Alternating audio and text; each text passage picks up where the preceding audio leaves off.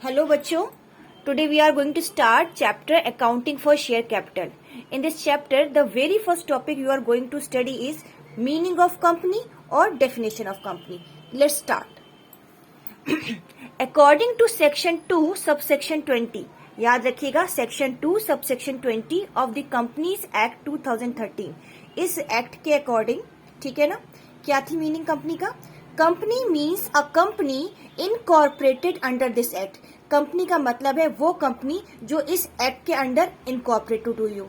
ठीक है, अब वो कंपनी जो 2013 के पहले बनी होंगी उनका क्या, तो उनके लिए भी लिखा है और एनी प्रीवियस कंपनी लॉ, और कोई और जो पुराना प्रीवियस लॉ है उसके अंडर अगर रजिस्टर्ड हुई है, इनकॉर्पोरेटेड हुई है तो वो कंपनी कहलाएंगी. Got it? बहुत इजी मीनिंग है और इजी डेफिनेशन है. ठीक है, अब आपको लगता है हमें क्लियर नहीं हुआ, इससे कंपनी हम कैसे पहचान पाएंगे, तो there is a long meaning also.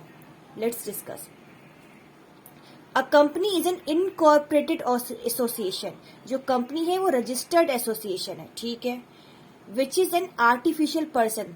और कंपनी कैसी है? आर्टिफिशियल पर्सन है. आर्टिफिशियल पर्सन का मतलब हुआ कि हम उसको देख नहीं सकते. फॉर एग्जाम्पल रिलायंस कंपनी है, पर रिलायंस कंपनी को आप देख थोड़ी नहीं सकते, तो कंपनी है. ठीक है ना. Created by law. और कंपनी कैसे बनती है? लॉ के थ्रू बनती है. Having separate legal entity. इस कंपनीज की जो लीगल एंटिटी है वो उसके ओनर से अलग होती है. ठीक है, ओनर्स अलग होते हैं और उनकी लीगल एंटिटी अलग है. Distinct from its members. ठीक है ना, मेंबर्स और ओनर्स. With a परपीचुअल succession.